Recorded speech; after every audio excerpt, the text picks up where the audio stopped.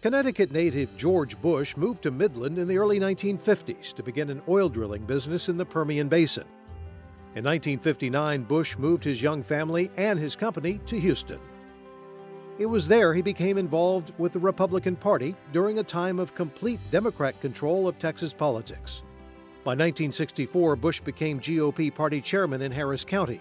That same year, he became the Republican candidate for U.S. Senate against incumbent Democrat Ralph Yarborough. Bush lost the statewide race by 12 percentage points. In 1966, Bush made history, becoming one of two Texas Republicans elected to the U.S. House for the first time since Reconstruction. His political career was stymied in 1970 when he was defeated by Lloyd Bentsen in a second run for Senate. After that defeat, President Nixon appointed Bush as ambassador to the United Nations in 1971.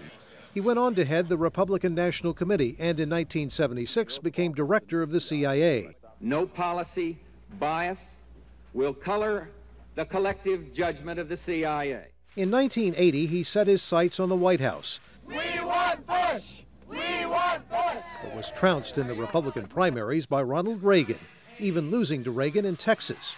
Reagan later picked Bush to be his vice president. And the pair went on to win two landslide elections. Thank you for watching democracy's big day. In 1988, Bush was elected president, only to lose his re-election bid 4 years later.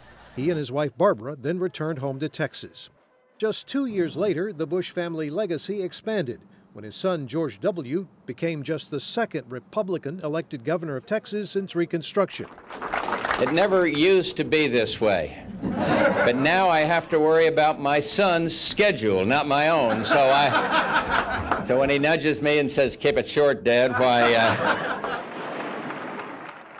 With George W.'s inauguration, a political dynasty continued. This political cartoon shows a sketch of the new governor crisscrossed with Papa George. In November of 1997, 20,000 people flocked to the Texas A&M campus for the dedication of the George Bush Library.